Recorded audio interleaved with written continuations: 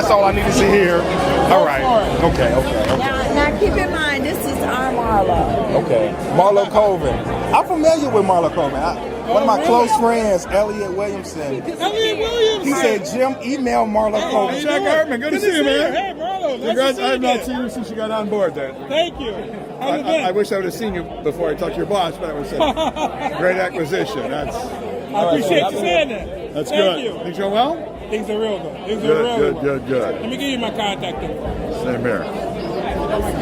You're always good when we're at the tollway, man. Okay, good deal. All right, I appreciate you saying that. Yeah, no. All right. You get good Keep people in touch. Okay. All right, here, while I'm at it.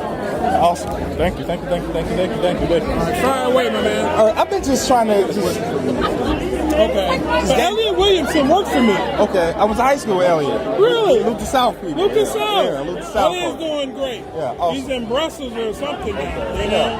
Yeah, he used to play the bass clarinet. I played the tuba. Yeah, he came out here, didn't know a whole lot of people, made away for several years, tried to end up accomplishing all his dreams, but I gave a young man who, you know, is just fired up politically, came out here to D.C. and tried to chart his own course. Okay. You know? So let us know what it took for you. What inspirations or what variables were set in place for you to actually come into your own and achieve and to work hard to accomplish what you have accomplished. Well, I think like any young man or woman growing up in a country like America, it really is part of who you observe growing up, who you see doing things that are positive, that are, you know, progressive. I had that opportunity when my family moved into the Avalon Park community, and we moved down the street from a guy named John Stroger. And John Stroger was a political powerhouse on the south side of Chicago. He was the kind of guy who always would stop, willing to help someone. He was very, very powerful, but he always remained very, very humble.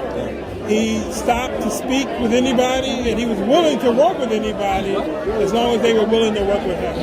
And I will tell you that it was being around him, watching him move and operate in the political venue that really motivated me to take politics in my life to another level, and to see it as a tool to how we make our communities, our neighborhoods, our schools, our parks a better place. You mentioned the Avalon community. Yes, I did. The south side of Chicago generally, we're dealing with a lot of hopelessness to a certain extent. A lot of individuals cannot visualize a future, or visualize themselves beyond their current circumstances.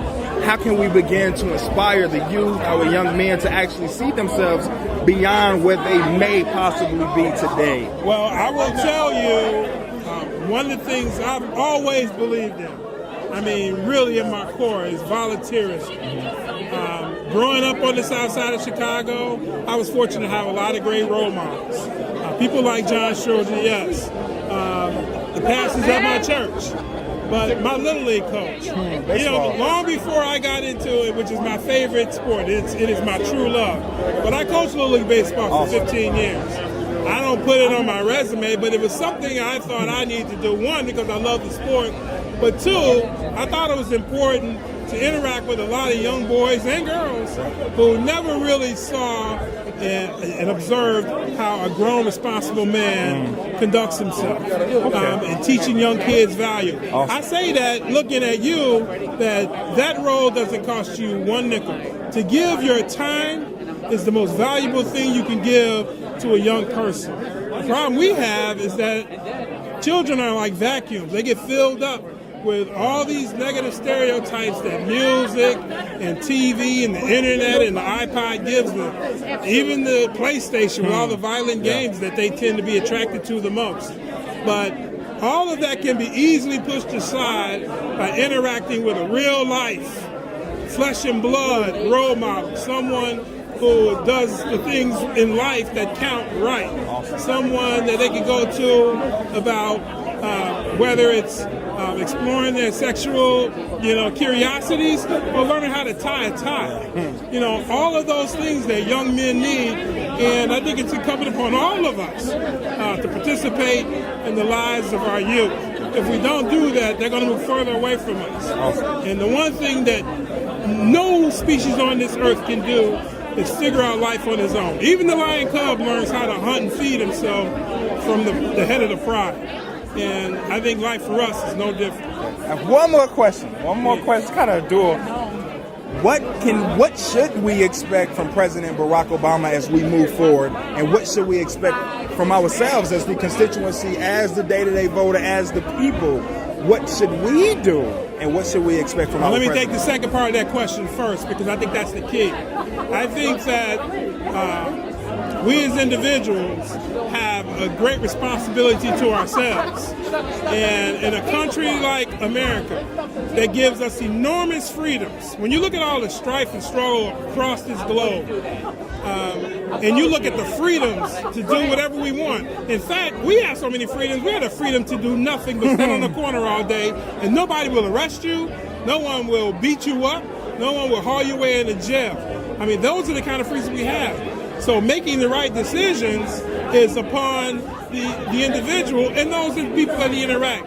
Now, taking the first part last, I think the president is going to continue to demonstrate through his words and his actions, because words matter, but through his actions, you can create more scholarship programs. You can create more summer job opportunities.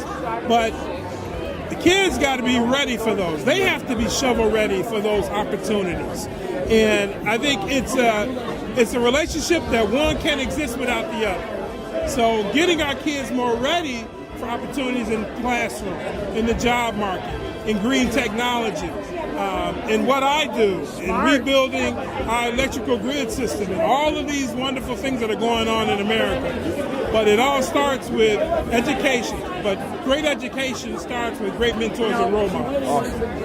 Thank you, Mr. Colvin, for sharing the time with us and actually imparting a little knowledge. Well, you got my card and my number.